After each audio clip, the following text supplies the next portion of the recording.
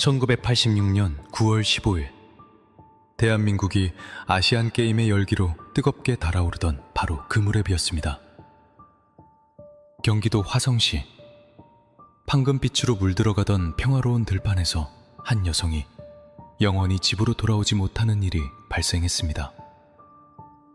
이것이 앞으로 33년 동안 대한민국 전체를 공포와 무기력함으로 몰아넣을 거대한 악몽의 시작인 줄은 그날 아무도 알지 못했습니다.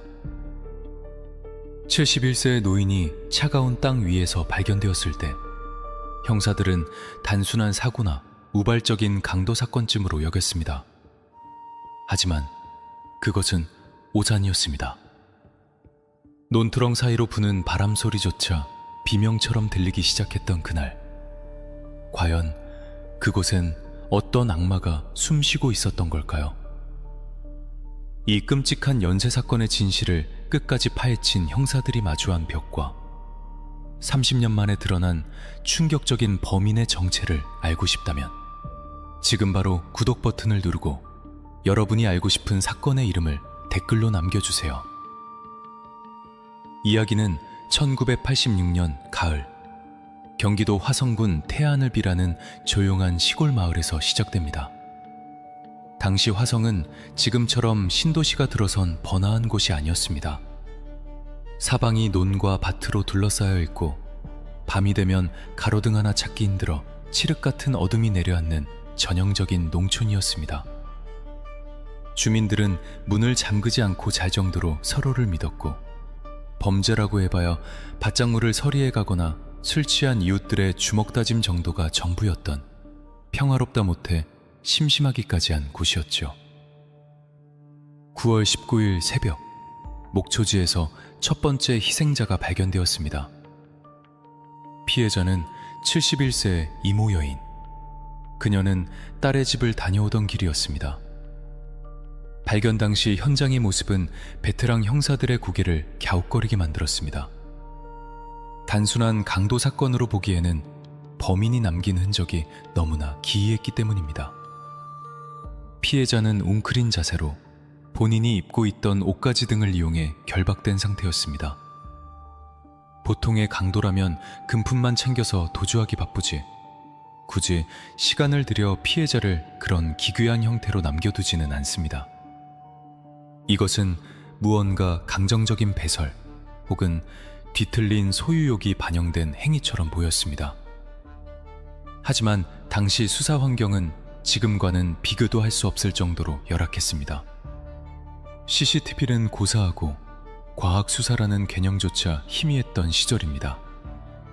DNA 분석? 그런 기술은 한국에 도입조차 되지 않았습니다. 형사들의 무기는 낡은 타자기와 두발, 그리고 감 뿐이었습니다. 게다가 당시 경찰의 전력은 온통 서울에서 열리는 아시안게임 경비에 집중되어 있었습니다. 국가적인 행사를 앞두고 시골 노인이 변을 당한 사건에 호들갑 떨지 말라는 분위기가 암암리에 깔려 있었을지도 모릅니다. 결국 첫 번째 사건은 불운한 사고 혹은 타지에서 온 떠돌이 강도의 소행 정도로 치부되며 수사망은 헐거워졌습니다. 그것이 비극을 키운 첫 번째 틈이었습니다. 그리고 약 한 달 뒤인 10월 20일, 첫 번째 사건의 충격이 채 가시기도 전에 두 번째 비극이 발생합니다.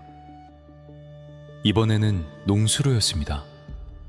피해자는 25세의 젊은 여성 박모 씨. 선을 보러 가기 위해 집을 나섰던 그녀는 싸늘한 주검이 되어 돌아왔습니다. 현장을 목격한 형사들의 등골에니 식은땀이 흘렀습니다. 너무나 흡사했습니다. 피해자를 처리한 방식, 현장에 남겨진 기이한 매듭, 그리고 피해자의 소지품을 범행 도구로 사용했다는 점까지. 이것은 우연이 아니었습니다. 동일범. 직감이 경고음을 울렸습니다. 이때부터 화성경찰서에는 비상이 걸렸습니다. 조용한 시골 마을의 파출소는 순식간에 수사본부로 바뀌었습니다. 형사들은 담배 연기 자욱한 회의실에서 머리를 싸맸습니다. 도대체 놈은 누구인가? 범인은 어둠 속에서 나타나 마치 유령처럼 피해자를 제압하고 사라졌습니다. 목격자도 없었고 지문조차 빗물이나 이슬에 씻겨나가기 일쑤였습니다. 범인은 화성의 지리를 손바닥 들여다보듯 꿰뚫고 있는 것이 분명했습니다. 논두렁 사이의 좁은 길, 사람들이 다니지 않는 샛길, 몸을 숨길 수 있는 갈대숲의 위치까지 완벽하게 알고 있었습니다. 수사팀은 범인이 지역 주민일 가능성에 무게를 두고 탐문 수사를 시작했습니다. 20대에서 40대 사이의 건장한 남성, 혼자 살거나 밤늦게 돌아다니는 사람, 최근 이상 행동을 보인 사람 등 명단을 추렸습니다. 하지만 수사는 난항의 연속이었습니다. 알리바이를 입증할 수 있는 수단이 변변치 않았던 시절이라 용의자로 지목된 사람들의 진술에 의존할 수밖에 없었기 때문입니다. 그날 밤 뭐 했어? 집에서 잤는데요? 가족이 증언해주면 그걸로 끝인 경우가 허다했습니다. 거짓말 탐지기도 휴대전화 위치 추적도 없던 시절의 형사들은 그야말로 맨땅에 헤딩을 하고 있었습니다. 더욱 형사들을 미치게 만든 것은 범인의 대담함이었습니다. 그는 수사망이 좁혀오는 것을 비웃기라도 하듯 행동했습니다. 현장에는 범인의 것으로 추정되는 체액이나 모발이 발견되기도 했지만 당시 국내 기술로는 혈액형 정도만 파악할 수 있었습니다. B형. 초동 수사에서 확보한 유일한 과학적 단서는 B형 남성이라는 것뿐이었습니다. 이 부정확한 정보는 나중에 수사에 엄청난 혼선을 주게 됩니다. 마을의 분위기는 급속도로 얼어붙었습니다. 해가 지면 거리에 인적이 끊겼습니다. 붉은 노을만 봐도 사람들은 몸서리를 쳤습니다. 남자들은 자체적으로 방범대를 조직해 순찰을 돌았고 여자들은 호신용 호루라기를 목에 걸고 다녔습니다. 하지만 공포는 물리적인 방어막을 뚫고 스며들었습니다. 범인은 불특정 다수를 노리는 것이 아니었습니다. 그는 마치 사냥감을 고르듯 어둠 속에 숨어 기회를 엿보고 있었습니다. 12월이 되자 세 번째 사건이 발생합니다. 24세의 권모 씨. 그녀는 약혼자를 만나고 집으로 돌아오던 중이었습니다. 그녀가 발견된 곳은 집에서 불과 50m도 떨어지지 않은 축대 밑이었습니다. 집 앞 현관에 불빛이 보였을 거리에서 그녀는 소리도 지르지 못한 채 영원한 침묵 속으로 끌려 들어갔습니다. 현장의 참혹함은 이전 두 사건을 뛰어넘었습니다. 범인의 수법이 점점 더 잔혹해지고 대담해지고 있다는 증거였습니다. 그는 진화하고 있었습니다. 마치 자신의 범행을 과시하려는 듯 피해자의 시신을 모욕하고 현장에 자신만의 표식을 남겼습니다. 형사들은 분노했습니다.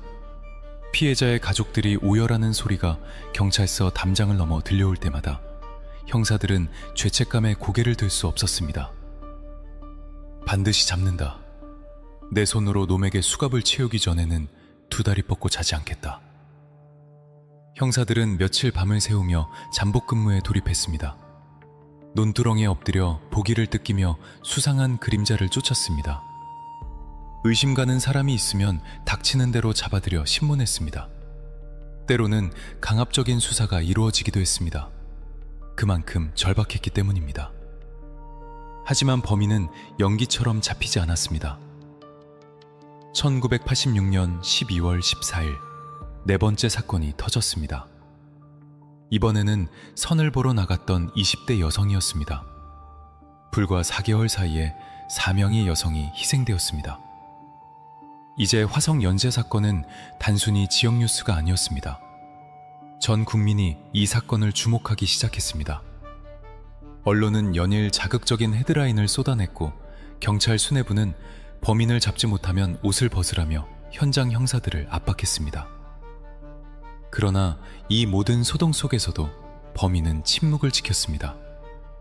그는 어쩌면 자신의 범죄가 신문에 대문짝만하게 실리는 것을 보며 희열을 느꼈을지도 모릅니다. 경찰이 헛다리를 짚고 엉뚱한 사람들을 용의자로 올리는 것을 보며 비웃었을지도 모릅니다. 우리는 나중에야 알게 되지만 그는 아주 평범한 얼굴을 하고 우리 곁에 숨어 있었습니다. 1986년이 저물어가던 그의 겨울, 화성의 들판은 춥고 황량했습니다. 그리고 그 차가운 바람 속에 섞여 들려오는 소문이 있었습니다. 비 오는 날에는 붉은 옷을 입지 마라. 괴담은 현실이 되어가고 있었습니다. 과학의 힘이 닿지 않던 그 시절, 인간의 광기가 만들어낸 비극은 이제 막 서막을 올렸을 뿐이었습니다. 형사들은 아직 몰랐습니다. 이 싸움이 33년이나 걸릴 줄은. 그리고 그들이 쫓던 그 P형이라는 단서가 얼마나 치명적인 함정이었는지 말입니다. 어둠이 내린 갈대밭, 그곳엔 여전히 해결되지 않은 의문들이 가득했습니다. 다음 희생자가 나오지 않기를 기도하는 것 외에 당시 우리가 할 수 있는 일은 너무나 적었습니다. 이 사건을 끝까지 파헤친 형사들이 어떤 벽에 부딪혔고 어떻게 진실을 끌어냈는지 알고 싶다면 지금 바로 구독하고 듣고 싶은 사건 이름 댓글로 남겨주세요. 화성 주민들에게 비는 더 이상 대지를 적시는 생명의 물이 아니었습니다. 그것은 죽음의 전조였습니다. 하늘에서 빗방울이 떨어지기 시작하면 마을 전체가 숨을 죽였습니다. 어둠이 내리고 빗소리가 창문을 두드릴 때마다 사람들은 문을 걸어 잠그고 서로의 안부를 확인했습니다. 1987년, 새해가 밝았지만 화성의 악몽은 끝나지 않았습니다. 오히려 그 공포는 기괴한 도시괴담과 뒤섞여 사람들의 이성을 마비시키기 시작했습니다. 비 오는 날, 빨간 옷을 입은 여자가 사라진다. 이 섬뜩한 소문은 삽시간에 전국으로 퍼져나갔습니다. 실제로 범행이 일어난 날 중 상당수가 비가 오거나 흐린 날이었고, 피해자 중 일부가 붉은 계열의 의상을 입고 있었다는 사실이 와전된 것이었죠. 하지만 공포에 질린 사람들에게 사실관계는 중요하지 않았습니다. 화성 일대의 옷가게에서는 붉은 옷이 자취를 감췄습니다. 여성들은 외출을 삼갔고 해가 지면 거리는 유령도시처럼 텅 비어버렸습니다. 경찰의 대응은 필사적이었습니다. 당시 수사본부에는 일명 도깨비 부대라 불리는 특별기동대가 투입되었습니다. 형사들은 여장으로 하고 밤거리를 배회하며 미끼가 되기를 자초했습니다. 건장한 남자 형사들이 치마를 입고 가발을 쓰고 빗속에서 떨며 범인을 기다리는 웃지 못할 풍경이 연출되었습니다. 그들은 범인이 나타나 자신을 덮치기를 바랐습니다. 목숨을 건 유인 작전이었습니다. 하지만 범인은 그들의 간절한 바람을 비웃기라도 하듯 경찰의 포위망을 유유히 피해 다녔습니다. 그는 경찰이 매복해 있는 곳을 피해 경비가 허술한 틈을 노려 또다시 범행을 저질렀습니다. 1987년 1월과 5월, 연이어 5차, 6차 사건이 터졌습니다. 피해자들은 여전히 힘없는 여성들이었습니다. 갓 고등학교를 졸업한 어린 학생부터 가정을 꾸리고 살던 주부까지 범인의 타겟에는 예외가 없었습니다. 현장은 여전히 참혹했습니다. 범인은 피해자를 제압하는 데 그치지 않고 현장에 있는 물건들을 이용해 기괴한 시그니처를 남겼습니다. 그것은 단순한 살해가 아니라 일종의 의식처럼 보였습니다. 수사팀 내부의 분위기는 최악으로 치달았습니다. 서울시경에서 파견된 엘리트 형사들과 지역 사정에 밝은 토착 형사들 사이의 갈등도 깊어졌습니다. 과학 수사를 해야 합니다. 증거를 모아서 분석해야 놈을 잡을 수 있습니다. 이 총구석에서 무슨 과학 수사야? 발로 뛰어서 잡아야지. 동네 깡패놈들 다 잡아와. 방법론의 차이는 수사의 효율을 떨어뜨렸습니다. 하지만 누구도 그들을 비난할 수는 없었습니다. 그들은 매일같이 쏟아지는 여론의 문매와 상부의 압박, 그리고 죄책감이라는 무거운 짐을 지고 있었으니까요. 그들도 사람이었고 지쳐가고 있었습니다. 절박함은 때로 미신에 기대게 만들기도 했습니다. 유명하다는 정쟁이를 불러 구판을 벌이기도 했고 범행 현장에 허수아비를 세워놓기도 했습니다. 허수아비의 가슴에는 자수하지 않으면 사지가 썩어 죽는다 라는 섬뜩한 문구가 적혀 있었죠. 지금 생각하면 헛웃음이 나올 일이지만 당시 형사들의 심정이 얼마나 절박했는지를 보여주는 단면입니다. 그들은 악마를 잡기 위해서라면 악마에게 영혼이라도 팔 기세였습니다. 하지만 이러한 노력에도 불구하고 수사는 제자리 걸음이었습니다. 범인은 현장에 지문 하나, 머리카락 한 올 제대로 남기지 않았습니다. 아니, 남겼을 수도 있습니다. 하지만 당시의 현장 보존 기술은 형편없었습니다. 구경꾼들이 몰려와 현장을 짓밟기 일쑤였고 빗물에 씻겨 내려가는 증거를 보존할 장비도 부족했습니다. 형사들은 육안으로 보이는 족적을 석고로 뜨고 담배꽁초 따위를 줍는 것이 고작이었습니다.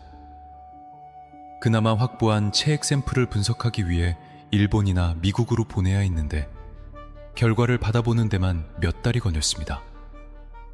범인은 그 시간적 공백을 틈타 유유히 사라지고 난 뒤였습니다.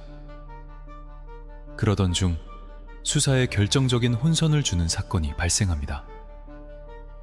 목격자가 등장한 것입니다. 버스 운전기사와 안내양이 범인으로 추정되는 남자를 보았다고 진술했습니다. 비오는 밤, 정류장이 아닌 곳에서 버스를 세워 탔던 남자. 신발에 흙이 잔뜩 묻어 있었고 날카로운 눈매를 가졌다는 구체적인 묘사가 나왔습니다. 경찰은 이 진술을 토대로 몽타주를 작성하고 전국에 배포했습니다. 갸름한 얼굴, 짧은 머리, 날카로운 눈매. 우리가 익히 알고 있는 그 몽타주입니다. 하지만 이 몽타주는 양날의 검이었습니다. 수사의 범위를 좁혀주는 듯 했지만 동시에 이 얼굴이 아닌 사람은 용의선상에서 배제하게 만드는 오류를 범하게 했습니다. 범인은 어쩌면 몽타주와 전혀 다른 얼굴을 하고 있을 수도 있는데 말이죠. 사람들은 몽타주와 닮은 사람만 보면 신고를 해댔고 경찰력은 엉뚱한 곳에 낭비되었습니다. 1988년 9월 7차 사건이 발생했습니다. 서울 올림픽 개막을 코앞에 둔 시점이었습니다.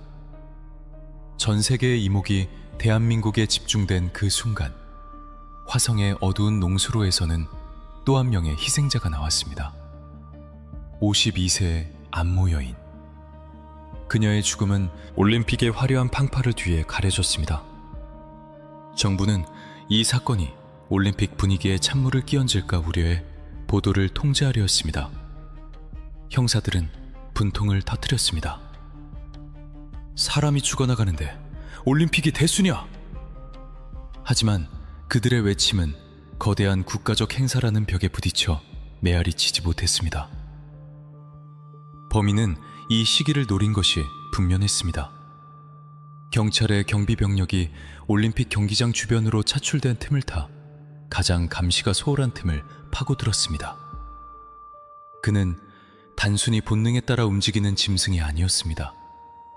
사회적 분위기와 치안 상황을 교묘하게 이용하는 지능적인 포식자였습니다.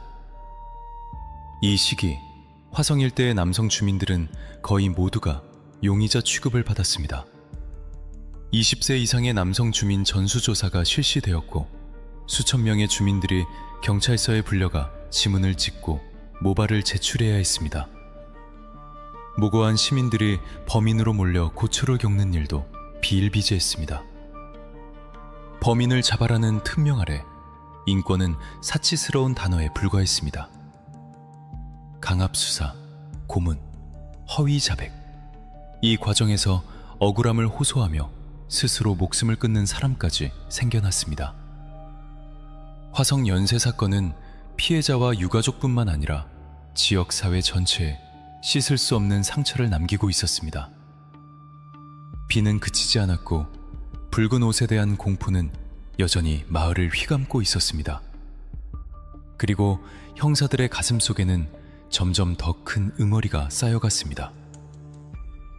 도대체 놈은 어디에 있는가? 땅으로 꺼졌나? 하늘로 솟았나? 그들이 흘린 땀과 눈물에도 불구하고 진실은 저 멀리 있는 것처럼 보였습니다. 그리고 곧 수사팀은 이 사건 최대의 미스터리이자 훗날 뼈아픈 실책으로 밝혀지게 될 8차 사건을 마주하게 됩니다. 동일범의 소행인가? 모방범인가? 수사팀 내부를 분열시키고 대한민국 사법 역사상 가장 큰 오심 중 하나를 낳게 되는 그 사건. 과연 그때 형사들은 무엇을 보았고 무엇을 보지 못했던 걸까요? 이 사건을 끝까지 파헤친 형사들이 어떤 벽에 부딪혔고 어떻게 진실을 끌어냈는지 알고 싶다면 지금 바로 구독하고 듣고 싶은 사건 이름 댓글로 남겨주세요. 잡아라. 무슨 수를 써서라도 잡아넣어라. 경찰 수뇌부의 명령은 단순했지만 현장의 형사들에게는 사형 선고나 다름없었습니다. 1980년대 후반에 대한민국 경찰은 거대한 딜레마에 빠져 있었습니다. 여론은 들끓었고 대통령까지 나서서 범인 검거를 독촉했습니다. 하지만 범인을 특정할 수 있는 스모킹건은 어디에도 없었습니다. 이 거대한 압박감은 결국 수사팀을 무리수로 내몰기 시작했습니다. 이 시기를 돌아보면 단순히 범인을 못 잡은 것이 아니라 못 잡을 수밖에 없었던 구조적인 비극이 선명하게 드러납니다. 당시 수사 기록을 살펴보면 기가 막힐 노릇입니다. 화성 일대뿐만 아니라 인근 수원, 오산 지역의 전과자, 불량배, 심지어 정신질환을 앓고 있는 사람들까지 무차별적으로 연행되었습니다. 총 수사 인원 연인원 205만 명, 용의자 및 참고인 조사 대상자 21,280명, 지문 대조 40,116명. 단일 사건으로는 세계적으로 유례를 찾기 힘든 엄청난 숫자였습니다. 하지만 이 숫자가 말해주는 진실은 단 하나, 경찰이 방향을 잃었다는 것이었습니다. 수많은 용의자가 거쳐갔지만 그중 진짜 범인은 없었습니다. 아니, 정확히 말하면 진짜 범인이 있었을지도 모릅니다. 하지만 경찰은 그를 알아보지 못했습니다. 왜냐고요? 그들의 손에 쥐어진 나침반이 고장나 있었기 때문입니다. 그 나침반의 이름은 바로 혈액형이었습니다. 초기 수사 과정에서 확보된 범인의 체액 샘플, 당시 국과수 국립과학수사연구원의 분석 결과는 범인의 혈액형을 B형으로 지목했습니다. 이 결과는 수사팀에게는 절대적인 가이드라인이 되었습니다. 용의자 중에서 B형이 아닌 놈들은 다 돌려보내. 이 한마디로 수천 명의 용의자가 용의선상에서 제외되었습니다. A형, O형, AB형이라는 이유만으로 말이죠. 하지만 훗날 밝혀진 진실은 충격적이었습니다. 당시 기술의 한계였는지 샘플의 오염 때문이었는지 알 수 없지만 실제 범인 이춘재의 혈액형은 O형이었습니다. 경찰은 엉뚱한 열쇠를 들고 맞는 자물쇠를 찾으러 다닌 꼴이었습니다. 범인이 바로 코앞에 있어도 혈액형이 다르네? 가라 라며 돌려보냈을 가능성이 농후했던 것입니다. 더욱 안타까운 것은 현장 보존에 대한 개념 부재였습니다. 당시 범행 현장은 그야말로 돛대기 시장이었습니다. 폴리스 라인은 형식적이었고 기자들은 특종을 잡겠다고 현장을 헤집고 다녔으며 동네 주민들까지 몰려와 구경을 했습니다. 어이 김영사, 저거 뭐야? 족족 아냐? 하며 누군가가 밟아 뭉개버린 범인의 발자국이 얼마나 많았을까요? 피해자의 옷가지에서 채취할 수 있었던 미세 증거들은 빗물과 흙탕물, 그리고 수사관들의 땀방울과 뒤섞여 오염되었습니다. 2019년에야 DNA가 검출된 것은 기적에 가까운 일이었습니다. 당시 형사들이 증거물을 창고 구석에 처박아 두지만 않았더라면 조금만 더 세심하게 보관했더라면 역사는 달라졌을지도 모릅니다. 이 혼란의 와중에도 형사들의 직감은 살아 꿈틀대고 있었습니다. 훗날 밝혀진 바에 따르면 당시 수사팀 중 일부는 이춘재를 유력한 용의자로 의심했었다고 합니다. 그는 화성 토박이었고 범행 현장 주변 지리에 밝았으며 무엇보다 성격적으로나 행동 패턴에서 수상한 점이 많았습니다. 실제로 그는 3차례나 경찰의 조사를 받았습니다. 하지만 그때마다 그는 유유히 경찰서를 걸어나갔습니다. 혈액형 불일치, 이 망할 놈의 단서 하나가 그의 가장 강력한 면죄부가 되어주었습니다.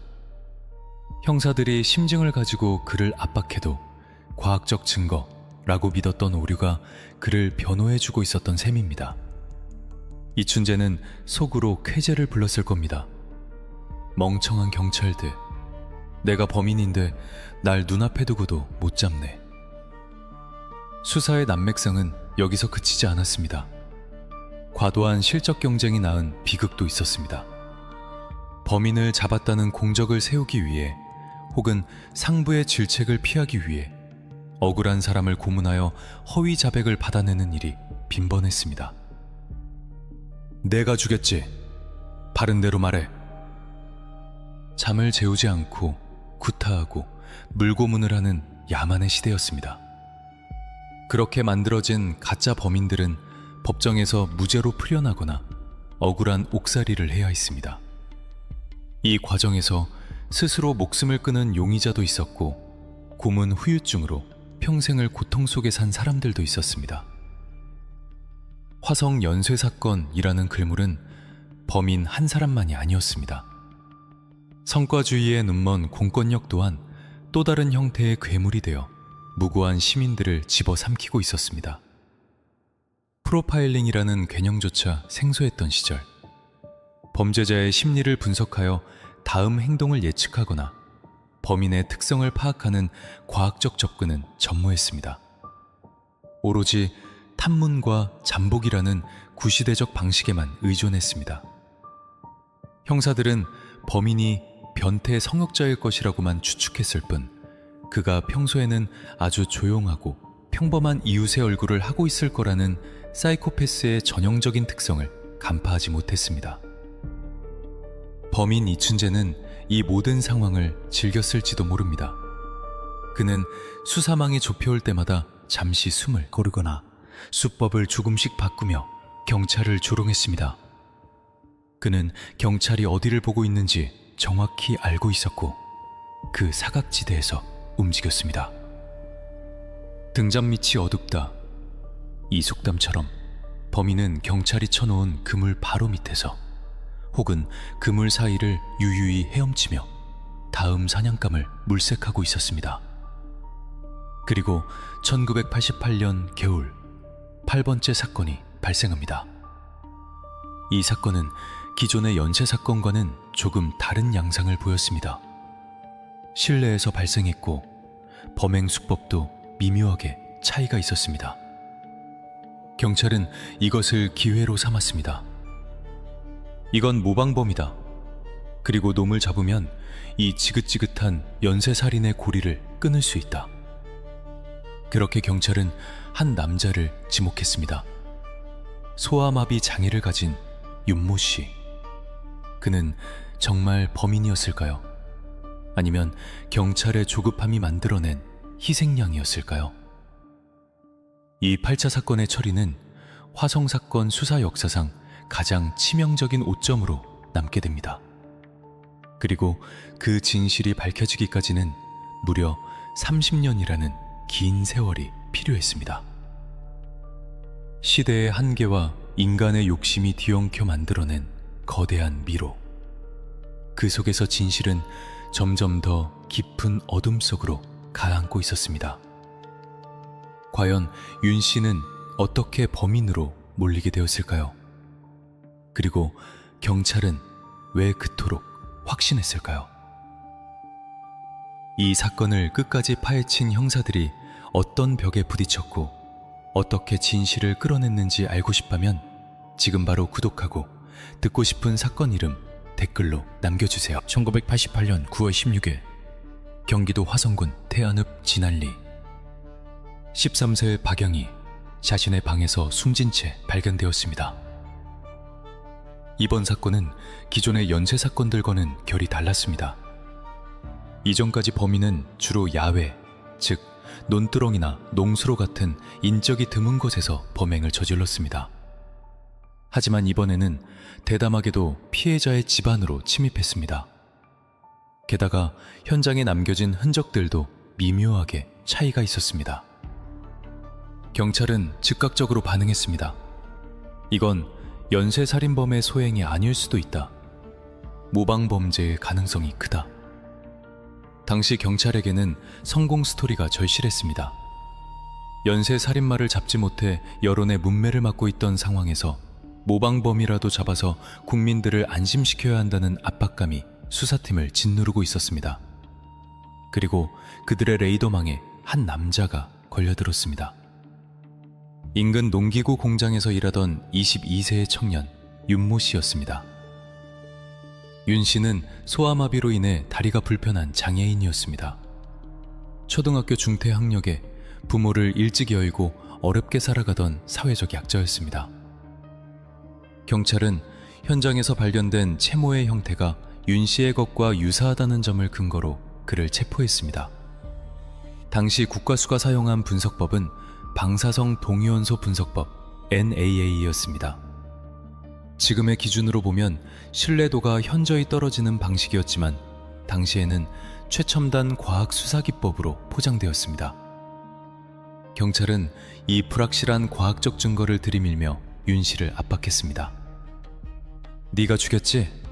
증거가 다 나왔어. 바른대로 말하면 형량을 줄여주마. 윤 씨는 완강히 부인했습니다. 저는 걷는 것도 불편합니다. 어떻게 담을 넘어서 사람을 죽입니까? 하지만 그의 호소는 묵살되었습니다. 밀실 취조실에서 벌어진 일들은 상상을 초월했습니다. 윤 씨는 훗날 잠을 재우지 않고 쪼그려 뛰기를 시켰다. 구타와 폭언은 일상이었다고 증언했습니다.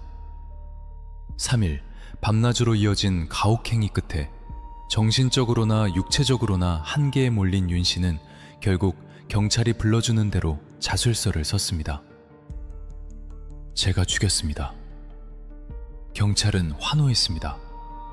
화성 연쇄살인마의 모방범 검거. 언론은 대서특필했고 수사팀은 특징과 포상을 받았습니다. 윤 씨는 무기징역을 선고받고 감옥에 수감되었습니다. 후에 감형되어 20년을 복역하고 2009년 가석방됩니다. 세상은 그를 파렴치한 살인마로 기억했고 경찰은 드디어 한 건 해결했다는 안도감에 젖었습니다. 이것이 바로 대한민국 사법 역사상 가장 끔찍한 흑역사 중 하나인 화성 8차 사건의 전말이었습니다. 하지만 수사팀 내부에서도 찜찜함을 느끼는 형사들이 없었던 것은 아닙니다. 다리가 불편한 사람이 그 높은 담을 넘어서 침입했다고? 족적도 안 맞는데? 범인의 수법이랑 너무 다른데? 진짜 모방범이 맞나? 합리적인 의심들이 고개를 들었지만 성과라는 거대한 명분 앞에 묵살되었습니다. 진실보다는 해결이 중요했던 시대였으니까요. 윤 씨가 감옥에 갇혀 있는 동안 진짜 범인은 밖에서 이 상황을 지켜보고 있었습니다. 그는 자신이 저지른 짓을 덮어쓰고 들어간 윤 씨를 보며 무슨 생각을 했을까요? 안도의 한숨을 내쉬었을까요? 아니면 경찰의 무능함에 다시 한번 조소를 보냈을까요? 사실 진짜 범인인 이춘재에게 8차 사건은 매우 중요한 분기점이었습니다. 그는 자신이 저지른 범죄가 다른 사람에게 전가되는 것을 목격했습니다. 이는 그에게 일종의 자신감 혹은 안정감을 주었을지도 모릅니다. 내가 잡힐 리가 없다. 경찰은 헛다리만 짚고 있다. 이 잘못된 확신은 그가 범행을 멈추지 않고 계속 이어나가는 동력이 되었을 수도 있습니다. 윤 씨의 억울한 옥살이는 무려 20년이나 지속되었습니다. 감옥 안에서 그는 살인자라는 낙인을 견뎌내야 했습니다. 나는 억울하다고 외쳐도 아무도 들어주지 않는 고립무원. 그의 청춘은 송두리째 날아갔고 그의 삶은 파괴되었습니다. 반면 그를 고문하고 거짓 자백을 받아낸 형사들과 검사들은 승승장구하며 출세가도를 달렸습니다. 정의의 여신 디케가 눈을 가리고 있는 것이 공정함 때문이 아니라 이 참담한 현실을 보기 싫어서가 아닐까 하는 생각이 들 정도입니다. 8차 사건의 해결로 잠시 소강 상태를 보이는 듯 했던 화성의 밤. 하지만 그것은 폭풍전야의 고요함이었습니다. 진짜 악마는 아직 잡히지 않았고 그는 여전히 어둠 속에서 숨을 고르고 있었습니다. 그리고 1990년 9번째 사건이 터지면서 경찰의 모방범 검거라는 성과는 무색해지고 맙니다. 사람들은 다시 공포에 떨었고 경찰은 다시 원점으로 돌아가야 했습니다. 윤 씨 사건은 우리에게 묻습니다. 10명의 범인을 놓치더라도 한 명의 억울한 사람을 만들지 말라는 형사법의 대원칙이 무너졌을 때 그 대가는 얼마나 혹독한가? 그리고 과연 과학수사라는 이름으로 포장된 증거가 언제나 진실만을 말하는가? 이제 이야기는 후반부로 접어듭니다.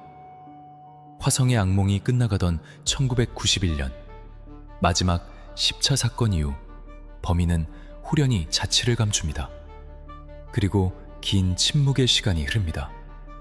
공소시효 만료라는 절망적인 카운트다운과 함께 사람들의 기억 속에서 사건은 서서히 잊혀가는 듯했습니다. 하지만 진실을 쫓는 사람들은 포기하지 않았습니다. 33년 뒤 낡은 증거물 보관 상자 안에서 기적처럼 피어난 과학의 빛이 비로소 진짜 악마의 얼굴을 비추기 시작합니다. 1991년 4월 3일 화성군 동탄면의 야산 69세의 권모 여인이 싸늘한 주검으로 발견되었습니다. 이것이 공식적으로 기록된 화성 연쇄살인 사건의 마지막 10차 사건이었습니다. 1986년부터 시작된 죽음의 행진은 5년 동안 총 10명의 희생자를 냈습니다. 그리고 그 10차 사건을 끝으로 범인은 거짓말처럼 증발해버렸습니다. 마치 연기처럼 사라졌다는 표현이 가장 적절할 것입니다. 더 이상의 추가 범행도 흔적도 없었습니다. 수사본부는 당황했습니다. 죽었나? 아니면 다른 곳으로 도망갔나? 아니면 감옥에 들어갔나? 수많은 추측이 난무했지만 그 어느 것 하나 확인할 수 있는 방법이 없었습니다.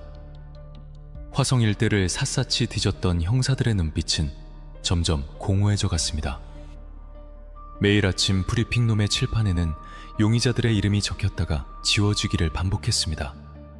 하지만 그 어디에도 진범의 이름은 없었습니다. 시간은 잔인하게 흘렀습니다. 1년, 5년, 10년. 화성 사건은 점차 해결 불가능한 미제 사건의 대명사가 되어갔습니다. 국민들의 뇌리에서도 공포는 조금씩 옅어졌지만 피해 유가족들과 담당 형사들의 가슴에는 피멍이 들었습니다. 당시 수사팀장이었던 하승균 전 총경은 퇴임식에서 눈물을 흘리며 나는 죄인이다. 범인을 잡지 못하고 제복을 벗는다. 라고 통탄했습니다. 그는 범인에게 보내는 편지에서 공소시효가 끝나도 나는 너를 잡을 것이다. 네가 죽어서 뼈만 남더라도 반드시 찾아내겠다. 라고 썼습니다. 그만큼 이 사건은 형사들에게 씻을 수 없는 패배감과 부채감을 남겼습니다. 2003년 영화 살인의 추억이 개봉하면서 사건은 다시금 전국적인 주목을 받았습니다. 영화 속 송강호 배우의 명대사 밥은 먹고 다니냐 는 범인을 향한 분노와 연민 그리고 잡지 못한 안타까움을 동시에 담아내며 국민들의 가슴을 울렸습니다. 영화의 흥행으로 수사에 대한 관심이 다시 불타올랐지만 현실의 벽은 여전히 높았습니다. 제보 전화가 빗발쳤지만 대부분 신빙성이 없거나 이미 확인된 내용들이었습니다. 범인은 스크린박 어딘가에서 이 영화를 보며 자신의 업적이 영화화된 것을 즐기고 있었을지도 모릅니다. 실제로 이춘재는 교도소 안에서 이 영화를 동료 수감자들과 함께 시청했다고 나중에 밝혀져 충격을 주기도 했습니다. 그는 아무런 감정의 동요 없이 그저 남의 이야기인 양 영화를 보았다고 합니다. 그리고 2006년 4월 2일 마지막 10차 사건의 공소시효가 만료되었습니다. 그날 밤 샵 이시를 기해 법적으로 화성 연쇄살인범을 처벌할 수 있는 길은 영원히 닫혔습니다. 범인이 지금 당장 경찰서 문을 열고 들어와 내가 범인이오 라고 자백해도 법은 그를 처벌할 수 없게 된 것입니다. 이 허무한 결말 앞에서 형사들은 좌절했습니다. 수사본부는 해체되었고 방대한 수사 기록은 캐비닛 깊숙한 곳으로 옮겨졌습니다. 언론은 영구 미제 사건이라는 타이틀을 달아 보도했고 사람들은 이제 끝났다 라고 생각했습니다. 정의는 패배했고 악은 승리한 것처럼 보였습니다. 하지만 진실을 향한 집념마저 공소시효가 있는 것은 아니었습니다. 세상이 잊어가던 그 시간에도 경기 남부지방경찰청 미제사건 수사팀의 한 구석에는 화성 사건의 증거물 상자가 놓여 있었습니다. 누군가는 먼지 쌓인 상자를 보며 한숨을 쉬었지만 누군가는 그 상자 안에서 아직 꺼지지 않은 불씨를 보고 있었습니다. 기술은 진보하고 있었습니다. 80년대에는 상상도 못했던 DNA 증폭 기술과 분석 기법이 비약적으로 발전했습니다. 아주 미세한 세포 하나, 땀 한 방울에서도 DNA를 추출해낼 수 있는 시대가 오고 있었습니다.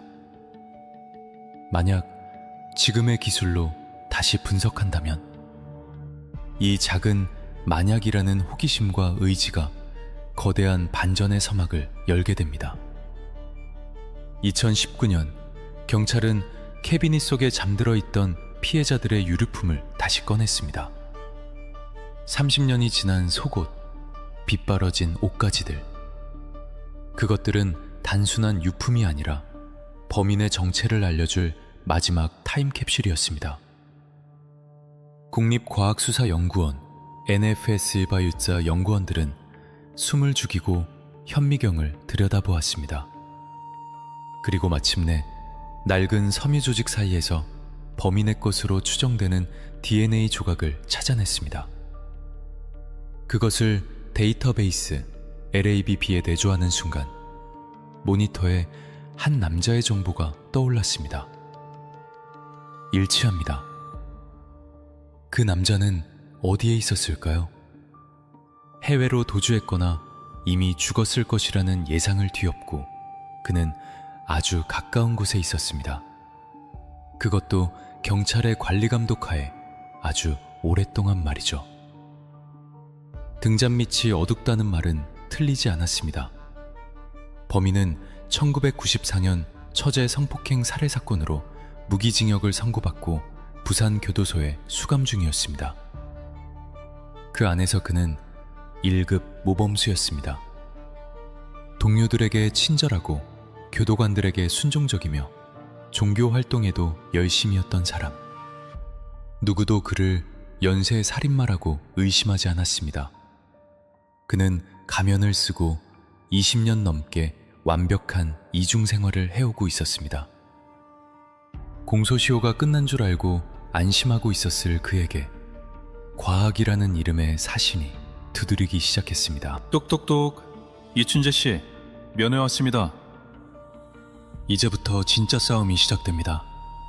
공소시효는 끝났지만 진실 규명은 이제 막 시작된 것입니다. 형사들과 프로파일러들은 어떻게 이 철면피 같은 악마의 입을 열게 했을까요? 그 치열한 심리전의 현장으로 여러분을 안내합니다. 2019년 7월 대한민국 경찰청에 긴장감이 감돌았습니다. 그 누구도 섣불리 입을 열지 못했습니다. 국립과학수사연구원 국과지에서 날아온 한 장의 보고서 때문이었습니다. 그것은 단순한 감정결과 통보서가 아니었습니다. 33년 동안 대한민국을 짓눌러온 거대한 바위를 깨트릴 그야말로 신의 한 수였습니다. 경기 남부경찰청 미제사건 전담팀은 그해 초 마지막이라는 심정으로 화성 연쇄 사건의 증거물들을 다시 분석하기로 결정했습니다.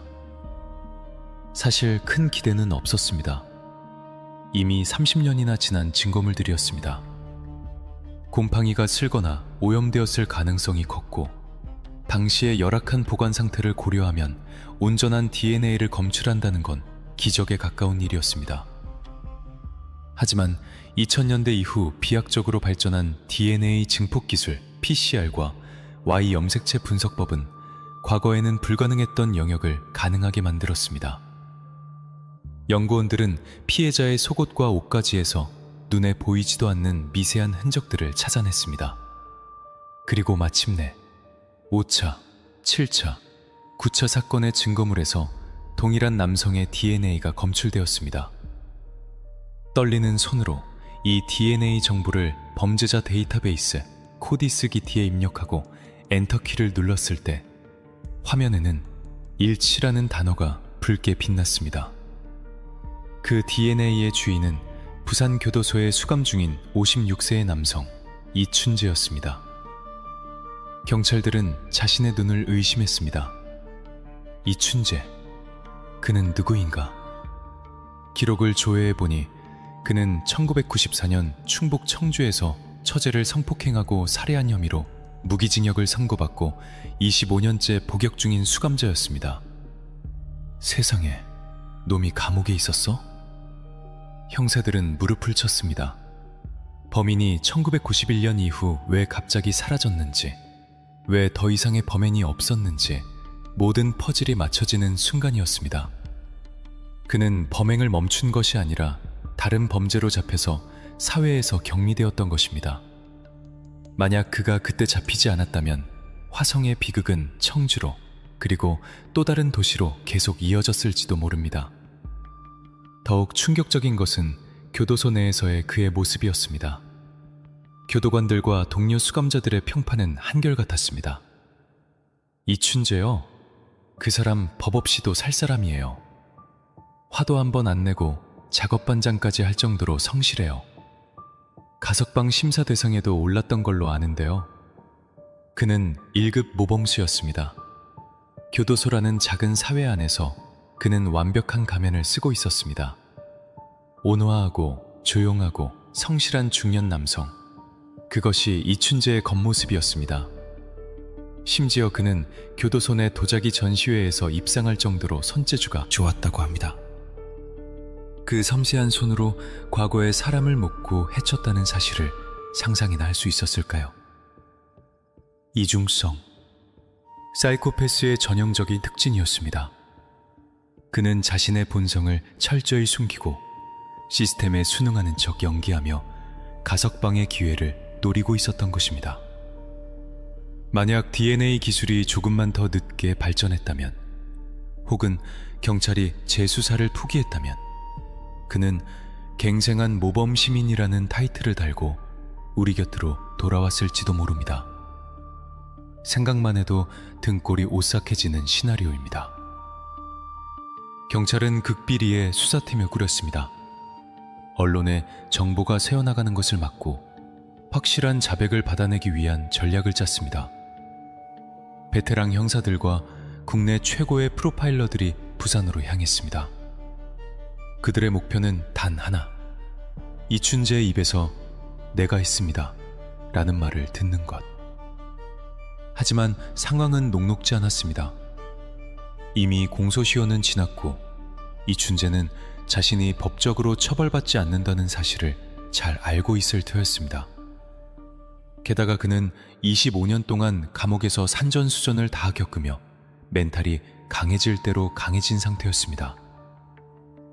첫 번째 접견. 접견실 유리병 너머로 이춘재가 나타났습니다. 50대 중반의 평범한 얼굴, 하지만 그 눈빛만은 형형하게 살아있었습니다. 형사들이 DNA 증거를 들이밀었을 때 그는 당황하지 않았습니다. DNA가 나왔다고요? 그게 내 거라는 증거가 있습니까? 누군가 조작한 거 아닙니까? 그는 뻔뻔하게 부인했습니다. 오히려 여유로운 미소까지 지어 보였습니다. 형사님들 고생하시는데 저는 모르는 일입니다. 화성 사건이라니요. 저는 그때 화성에 살지도 않았습니다. 물론 거짓말이었습니다. 형사들은 직감했습니다. 이놈 보통이 아니다. 단순한 압박 수사로는 뚫을 수 없는 철옹성 같았습니다. 그는 자신의 방어 기제를 완벽하게 구축해놓고 있었습니다. 그는 자신이 쌓아올린 모범수라는 이미지가 무너지는 것을 원치 않았고 혹시라도 가석방의 기회가 날아갈까봐 경계하고 있었습니다. 하지만 경찰에게는 비장의 무기가 있었습니다.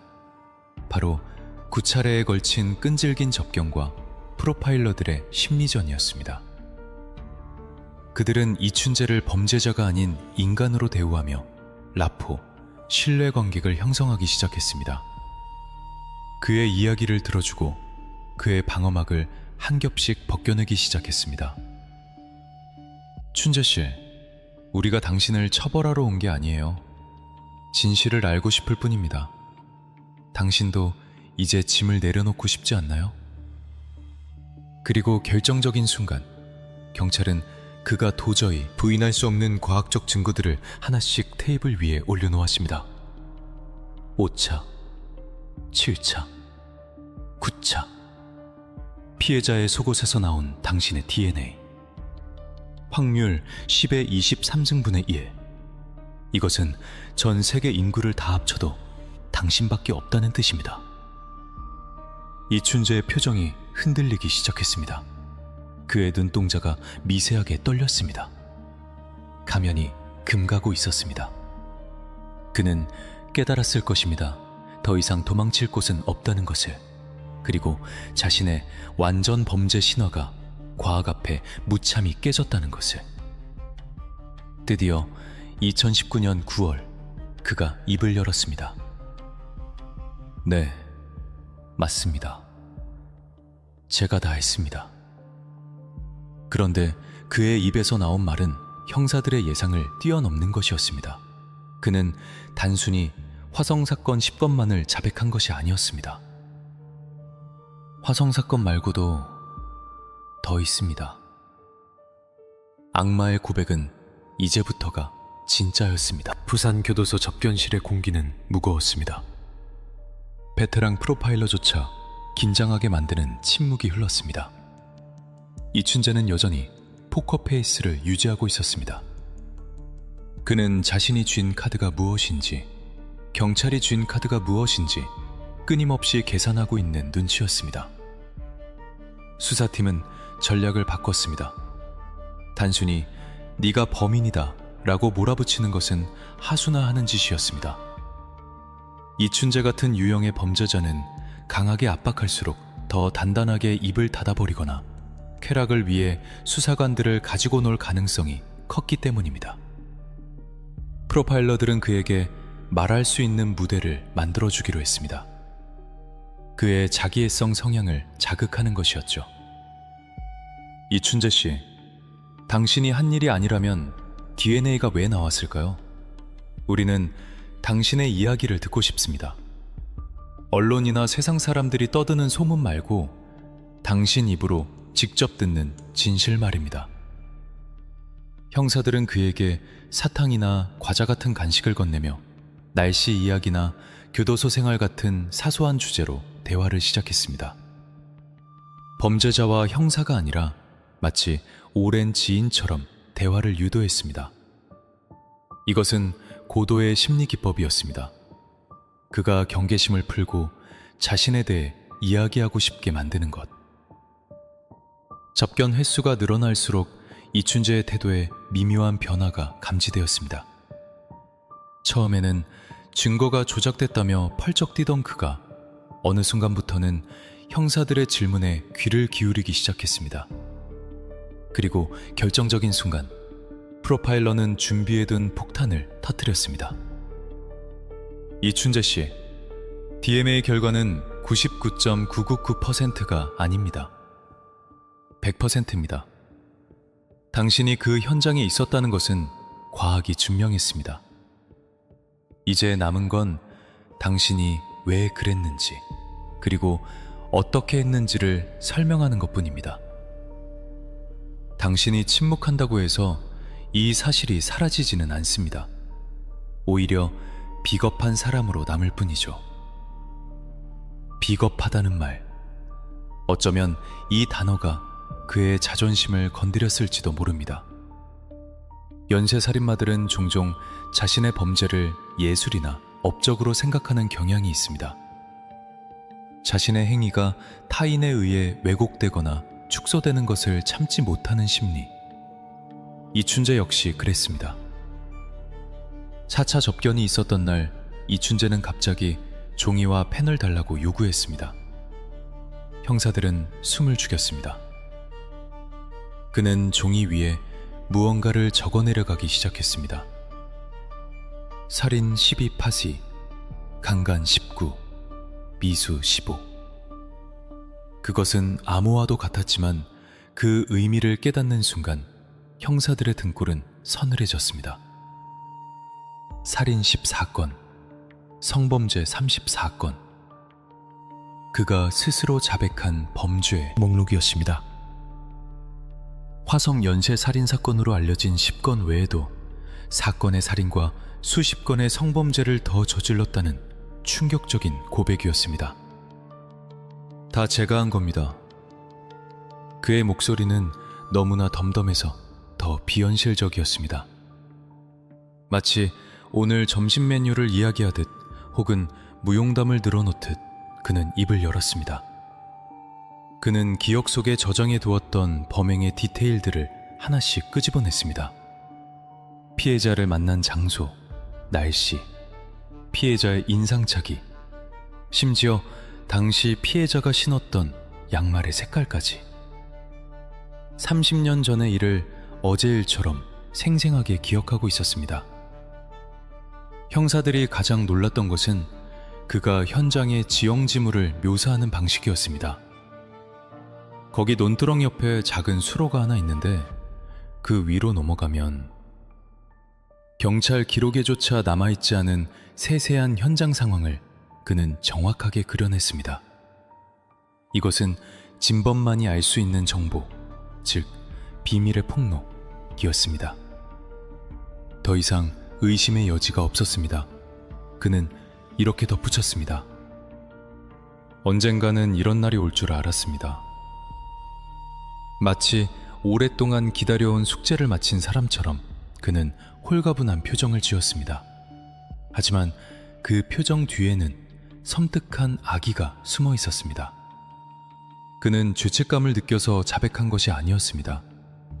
더 이상 부인해봐야 소용없다는 계산, 그리고 이제 와서 밝혀져도 자신은 처벌받지 않는다는 안도감, 어쩌면 자신의 범죄를 세상에 알리고 싶어하는 과시욕이 뒤섞여 있었을 것입니다. 형사들은 그가 자백하는 내내 감정을 억누르느라 애를 먹었습니다. 눈앞에 있는 이 평범해 보이는 중년 남자가 수십 명의 인생을 파괴하고 한 시대를 공포로 몰아넣은 장본인이라니. 분노가 치밀어 올랐지만 수사를 완결짓기 위해 차가운 이성을 유지해야 했습니다. 이춘재의 자백은 단순히 내가 했다에서 끝나지 않았습니다.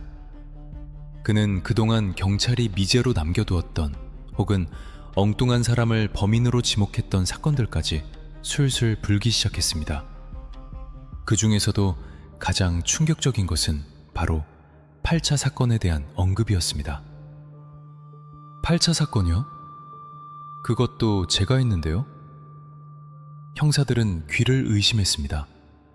8차 사건은 이미 범인이 잡혀서 20년 옥살이를 하고 나온 해결된 사건이 아니었던가요? 윤모 씨가 범인으로 확정 판결까지 받은 그 사건을 이춘재가 자신이 했다고 주장하는 것입니다. 그 집 방 구조가 어떻게 생겼냐면요, 그는 8차 사건 현장의 침입 경로와 피해자의 상태를 소름 끼치도록 정확하게 묘사했습니다. 이 순간 수사팀은 그 딜레마에 빠졌습니다. 이춘재의 말이 사실이라면 대한민국 경찰과 검찰, 법원은 무고한 장애인을 범인으로 몰아 20년이나 감옥에 가둔 것이 됩니다. 이것은 단순한 수사 실수가 아니라 사법 시스템 전체를 뒤흔드는 재앙이었습니다. 과연 경찰은 이 불편한 진실을 받아들일 수 있을까요? 악마의 입에서 나온 진실은 때로는 정의로운 사람들의 치부를 드러내기도 합니다. 이춘재의 자백은 판도라의 상자를 연 것이나 다름없었습니다. 이제 8차 사건의 진범 논란을 둘러싼 거대한 폭풍이 몰아칠 차례였습니다. 그때 피해자가 입고 있던 속옷은 흰색이 아니었습니다. 분홍색이었죠. 그리고 제가 매듭을 묶을 때 이춘재의 진술은 너무나 구체적이어서 듣는 형사들의 머릿속에 30년 전 범행 현장이 4K 영상처럼 재생될 정도였습니다. 그는 단순히 말로만 설명하는 것에 그치지 않았습니다. 형사들이 종이와 펜을 건네자 그는 거침없이 펜을 움직였습니다. 그가 그린 것은 단순한 약도가 아니었습니다. 그림 속에는 범행 당시의 마을 구조, 논길의 굽어진 각도, 가로등의 위치, 심지어 피해자를 따라가며 숨었던 전봇대의 위치까지 정밀하게 묘사되어 있었습니다. 당시 화성 지역은 개발로 인해 지형이 많이 변해버린 상태였습니다.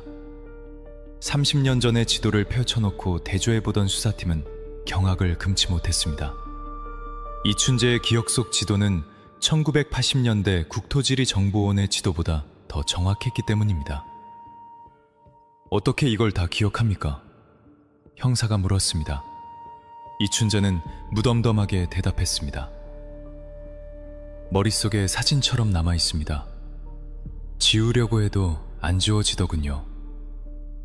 이것은 그가 범행 당시 얼마나 고도로 집중하고 있었는지, 그리고 그 순간을 얼마나 강렬하게 각인했는지를 보여주는 방증이었습니다. 그에게 살인은 단순한 우발적 행동이 아니라 오감을 곤두세우고 몰입했던 사냥이자 유희였던 것입니다. 그는 범행 후 집으로 돌아가 씻고 아무 일도 없었다는 듯 밥을 먹으며 TV 뉴스를 봤다고 했습니다. 뉴스에 내 얘기가 나오면 그냥 봤습니다. 경찰이 엉뚱한 곳을 뒤지고 있네 하고 생각했죠. 그의 자백 중에서 가장 소름 끼쳤던 부분은 그가 경찰과 마주쳤던 순간들에 대한 이야기였습니다. 그는 범행 직후 버스를 타고 귀가하다가 검문 검색을 당하기도 했고 형사들과 길에서 마주쳐 불심 검문을 받기도 했습니다. 한 번은 형사가 내 몸을 수색했는데 주머니 속에 있던 피해자의 물건을 못 보고 그냥 지나쳤습니다. 그는 그 아슬아슬했던 순간조차 스릴 넘치는 추억처럼 이야기했습니다. 심지어 범행 현장 근처에 다시 가서 경찰들이 시신을 수습하는 모습을 구경하기도 했다고 합니다. 범인은 멀리 있지 않다. 범인은 현장에 다시 나타난다. 교과서에나 나오는 범죄 심리 이론을 그는 몸소 실천하고 있었습니다. 하지만 그의 자백이 순순히 나온 것만은 아니었습니다. 특히 초등학생 실종 사건에 대해서는 입을 다물려 했습니다. 1989년 화성에서 실종된 김양, 당시 9세. 당시 경찰은 단순 가출로 처리했지만 김양의 시신은 끝내 발견되지 않았습니다. 이춘재는 사건에 대해서도 자신이 했다고 털어놓았습니다.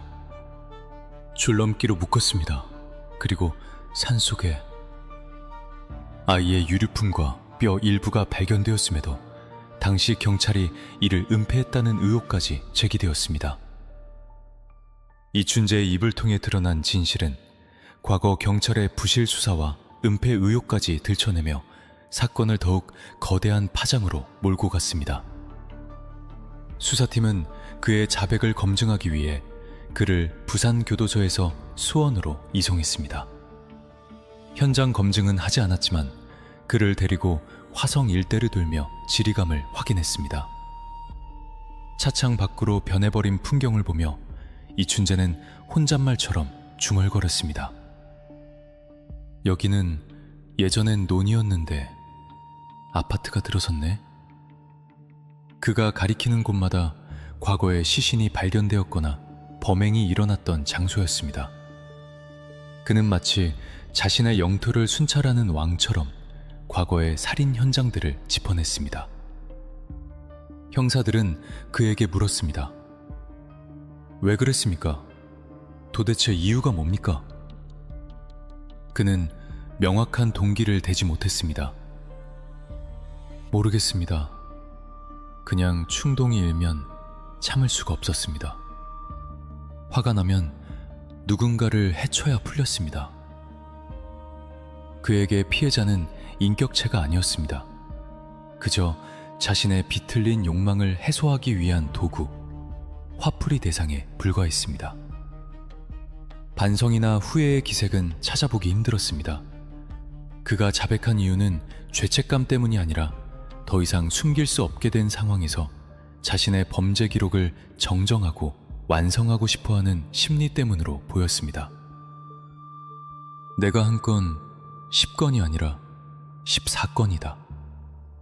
그는 자신의 스코어를 바로잡고 싶었던 것일까요? 그의 그림 실력만큼이나 정교했던 기억력. 그것은 역설적으로 그가 얼마나 잔혹하고 냉혈한 인간인지를 증명하는 증거였습니다. 피해자들의 고통과 비명은 그의 기억 속에서 지워지지 않는 전리품처럼 남아있었던 것입니다.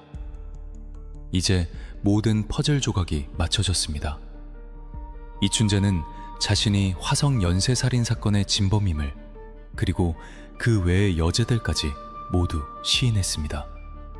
하지만 아직 해결해야 할 거대한 숙제가 남아있었습니다.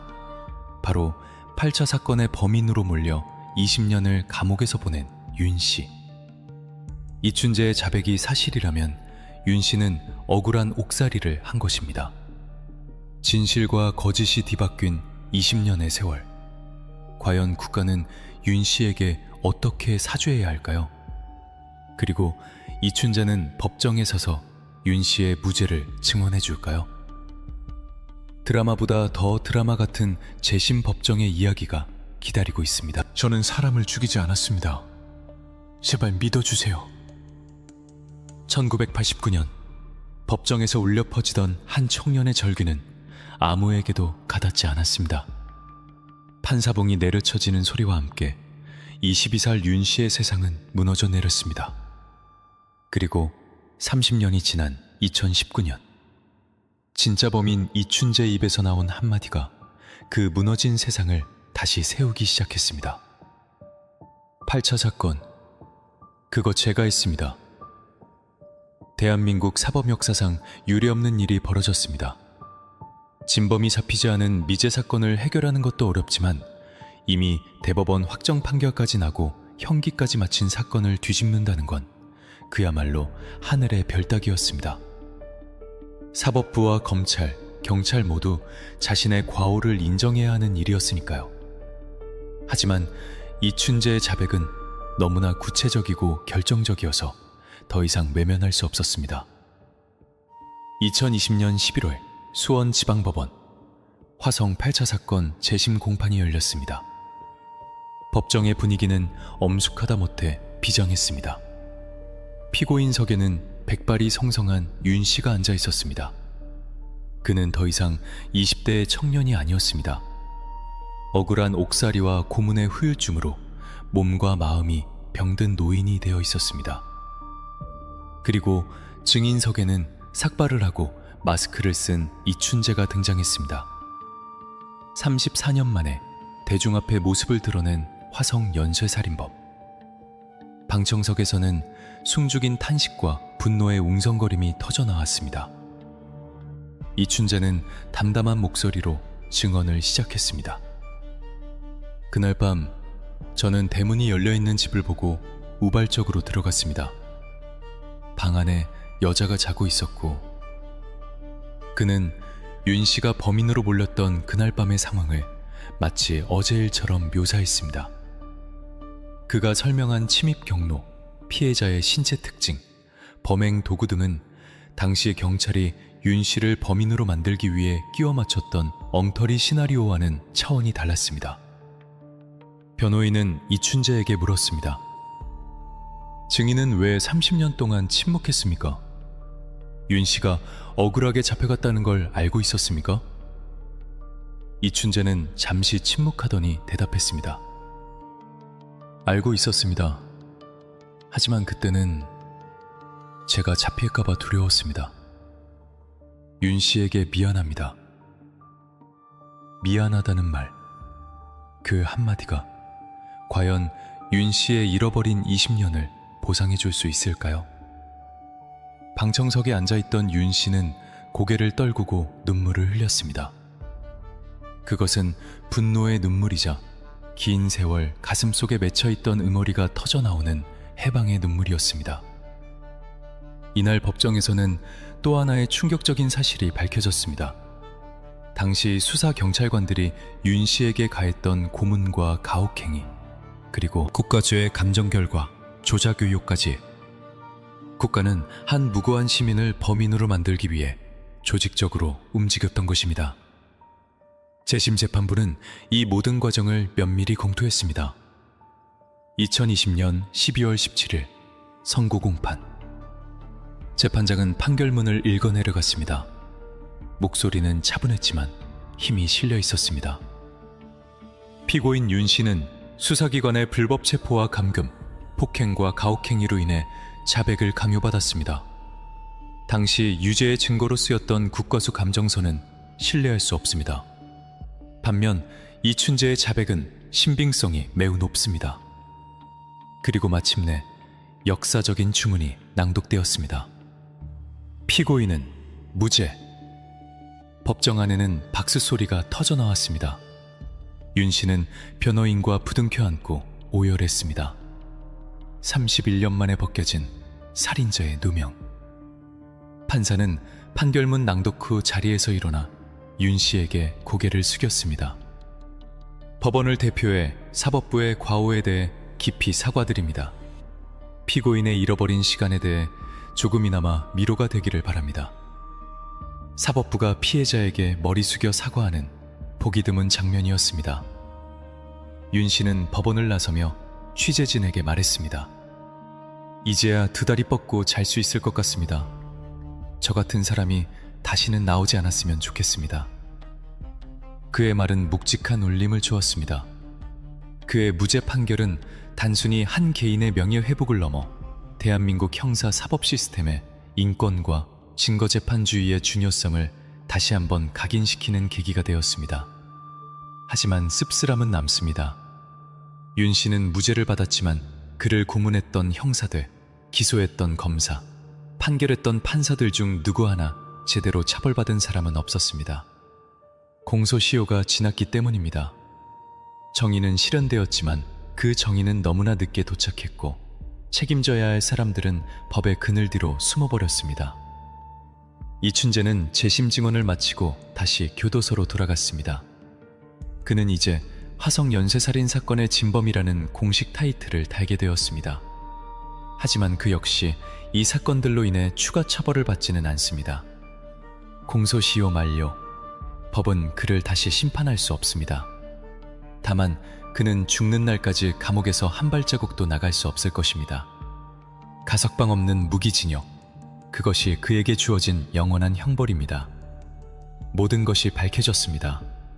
누가 죽였는지, 왜 죽였는지, 그리고 누가 억울하게 옥살이를 했는지. 길고 길었던 33년의 터널을 지나 우리는 마침내 진실의 빛을 마주하게 되었습니다.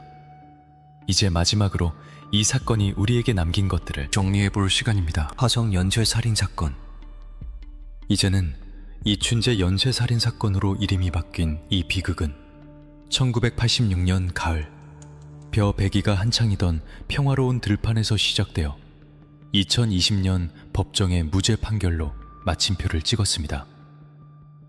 34년이라는 긴 세월 동안 대한민국은 울고 분노하고 좌절했습니다. 하지만 결국 진실은 침몰하지 않는다는 것을 과학과 집념이 승리한다는 것을 우리는 목격했습니다. 이춘재는 이제 영원히 세상 빛을 볼 수 없습니다. 비록 공소시효 만료로 인해 추가 형량을 선고받지는 않았지만 법무부는 그가 가석방될 가능성을 0%로 만들었습니다. 그는 죽는 순간까지 부산교도소의 차가운 독방에서 자신의 죄를 곱씹으며 살아가야 할 것입니다. 어쩌면 그것이 사형보다 더 가혹한 형벌일지도 모릅니다. 세상은 변해가고 사람들은 웃고 떠드는데 자신만이 멈춰버린 시간 속에 갇혀 잊혀가는 것. 그것이 악마에게 주어진 최후입니다. 이 사건은 대한민국 사회에 뼈아픈 교훈과 동시에 중요한 유산을 남겼습니다. 첫째, 태화안이법의 제정입니다. 2015년 살인죄의 공소시효를 폐지하는 형사소송법 개정안이 통과되었습니다. 비록 화성 사건에는 소급 적용되지 못했지만 이 사건이 남긴 국민적 트라우마와 분노가 법 개정에 강력한 동력이 되었습니다. 이제 대한민국에서 살인범은 죽을 때까지 도망칠 수 없습니다. 10년이 지나든 100년이 지나든 잡히면 반드시 법의 심판에 받게 됩니다.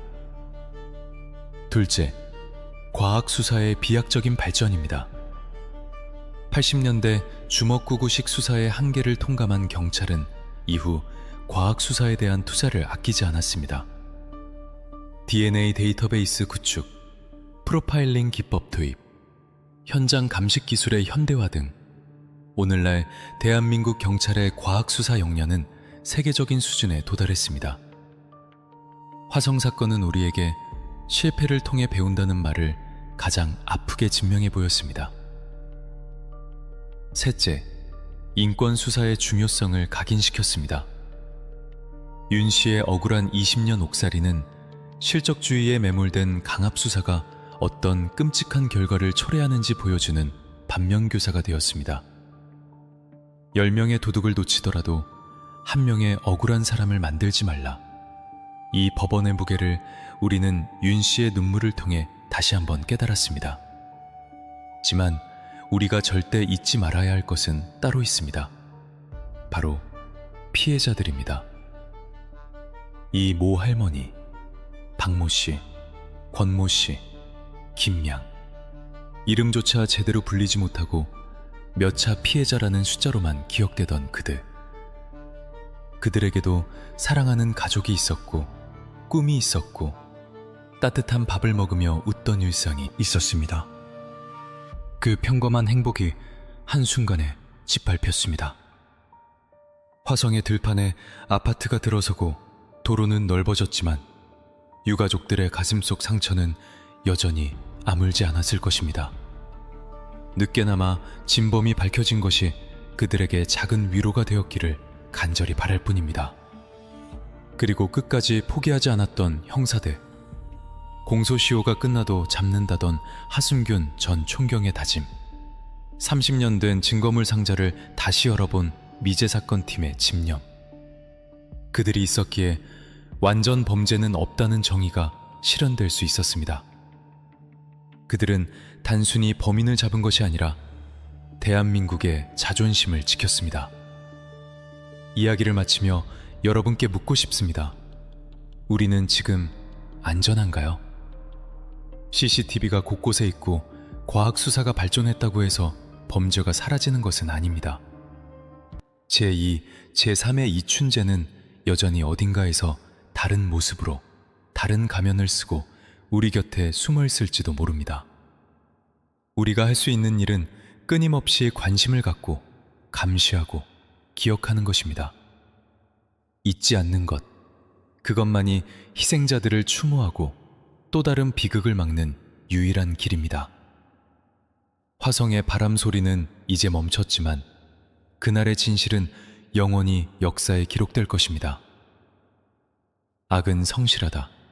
그러므로 정의는 더더욱 지치지 말아야 한다. 긴 이야기를 들어주셔서 감사합니다. 지금까지 대한민국의 밤을 잠 못 들게 했던 화성 연쇄살인 사건, 그 33년의 추적기였습니다. 이 사건을 끝까지 파헤친 형사들이 어떤 벽에 부딪혔고 어떻게 진실을 끌어냈는지 알고 싶다면 지금 바로 구독하고 듣고 싶은 사건 이름 댓글로 남겨주세요.